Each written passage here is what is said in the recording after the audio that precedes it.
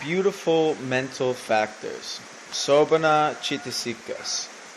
There are 25 Sobhana Cetasikas, which may be divided into 4 subgroups for convenience. Number 1. Sobhana Sardharrana, of which there are 19. They associate with all beautiful consciousnesses. Virati, of which there are 3. Abstinence from immoral actions, immoral speeches, and immoral livelihood. Number 3. Apamanya, of which there are 2. Illimitables or boundless states. Number 4. Panyendriya. It's okay. Wisdom or insight now. Panyendriya. Panyendriya. Okay. Wisdom or insight knowledge. Beautiful essential mental factors. Sobhana Sardharrana Cetasikas. These 19 mental factors associate with all beautiful consciousnesses, Sobhana Cittas, collectively. Number 1, Sada, faith, confidence. Number 2, Sati, mindfulness, attentiveness. Number 3, Iri, moral shame. Number 4, Otapa, moral dread. Number 5, Aloba, non-attachment, greedlessness, generosity. Number 6, Adosa, hatelessness, goodwill, tolerance, loving kindness. Number 7, Tatra Majatana, equanimity, mental balance. Number 8, Kaya Pasadi, tranquility of mental factors. Number 9, Citta Pasadi, tranquility of consciousness. Number 10, Kaya Lahuta, agility or lightness of mental factors. Number 11, Citta Lahuta, agility or lightness of consciousness. Number 12, Kaya Mudata, elasticity of mental factors. Kaya Mudutta. It's okay. Kaya Mudutta. Kaya Mudutta. Elastic. 13, Citta Mudutta, elasticity of consciousness. Number 14, Kaya Kamanyata, adaptability of mental factors. Number 15, Citta Kamanyata, adaptability of consciousness. Number 16, Kaya Pagyunata, proficiency of mental factors. Number 17, Citta Pagyunyata, proficiency of consciousness. Number 18, Kayujukata, uprightness of mental factors. Number 19, Chittujukata, uprightness of consciousness. Shall we continue? Okay. Number 1, Sada, faith or confidence. Sada is the well-established confidence or faith in the 3 jewels, namely the Buddha, the Dhamma, and the Sangha. When a Buddhist takes refuge in the 3 jewels, his faith should be accompanied with understanding about the attributes of the Buddha, the Dhamma, and the Sangha. A Buddhist faith is not in conflict with the spirit of inquiry. Any doubt about dubious things is allowed, and inquiry into them is encouraged. Sada is compared to the unique emerald of the universal monarch. This emerald, when placed in warm, dirty water, causes all the dirt to subside and all the heat to escape, thus leaving a cool and purified water.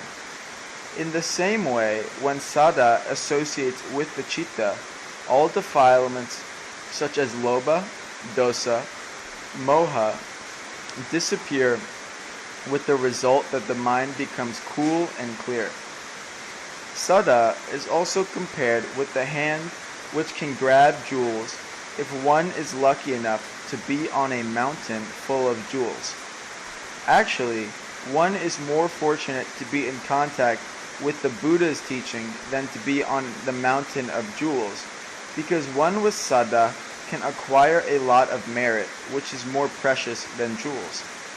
As a man without hands cannot grab jewels, so a man without saddha cannot acquire good merit. As moha is the leader of the immoral Cetasikas, so saddha is the leader of Sobhana Cetasikas. It is the most precious treasure, and also one of the 5 spiritual faculties, indriya, as well as one of the 5 spiritual powers, bala. Number 2, sati, mindfulness, attentiveness. Sati is mindful of things that are taking place. Its chief characteristic is not floating away, i.e., not to let things go unnoticed.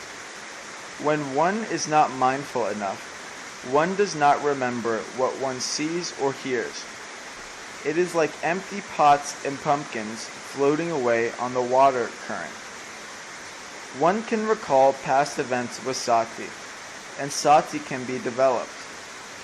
When it is highly developed, one acquires the power of remembering past births. Sati is most beneficial and most essential. If we are mindful of meritorious deeds, we get billions of kamas every second. The Buddha reminded his disciples every day not to forget meritorious deeds and to be always mindful to fulfill one's pledge to strive for the liberation from all miseries. If one is mindful at the 6 sense doors to note what one observes, just as seeing, seeing, or hearing, hearing, etc., one can stop defilements from entering the mind. In this sense, sati is compared to a gatekeeper who stops thieves and robbers from entering the city. Sati is also a member of the 5 spiritual faculties, as well as a member of the 5 spiritual powers. It is also the 7th factor of the Noble Eightfold Path. Number 3. Hiri, moral shame. Hiri makes a man recoil with moral shame from committing immoral deeds. A person who has hiri recoils from evil just as a cock's feather shrinks in front of fire. To be ashamed of what one ought to be ashamed of performing evil actions, this is called moral shame. Iri opposes ahirika. Otapa, moral dread. Otapa is moral dread or fear to do evil, because it is aware of the manifold evil consequences. As hiri is different from ordinary shyness, otapa is different from ordinary fear of an individual. A Buddhist is not expected to be afraid of any individual, even a god, for Buddhism is not based on the fear of the unknown. Otapa opposes anotapa and can drive away the latter. Iri arises with respect to oneself, whereas otapa arises with respect to others.